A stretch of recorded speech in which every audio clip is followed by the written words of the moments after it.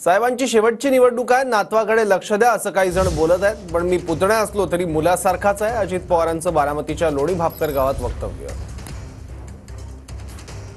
लोणी भापकर गावात बोलताना अजित पवारांनी म्हटलंय, काही जण भावनिक करण्याचा प्रयत्न करत आहेत, पण मी शरद पवारांचा पुतण्या असलो तरी मुलासारखाच आहे असं अजित पवारांनी म्हटलंय। आता काही जण वेगवेगळे लोक भेटतायत, सांगतायत की आता सुप्रियाच्या वेळेस पण सांगायचे साहेबांची शेवटची निवडणूक आहे, सुप्रियाकडे लक्ष द्या, तुम्ही लक्ष दिलं तो तुमचा अधिकार आहे, मला काही म्हणायचं नाही। आता पण साहेबांची शेवटची निवडणूक आहे, नातवाकडे लक्ष द्या।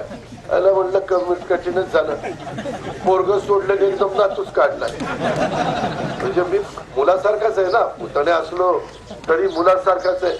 आणि माझ्यात काय कमी आहे, मी काय कमी केलेलं आहे? माझ्या ज्यांनी कोणी लोकसभेला निर्णय घेतलेला होता तो मला मान्य आहे, तो तुमचा अधिकार आहे, परंतु आताची निवडणूक देखील माझ्या भवितव्याच्या दृष्टीनं महत्वाची आहे। लोणी भापकरकरांनो, आज महाराष्ट्राच्या राजकारणामध्ये 8-10 नावं प्रमुख म्हणून घेतली जातात।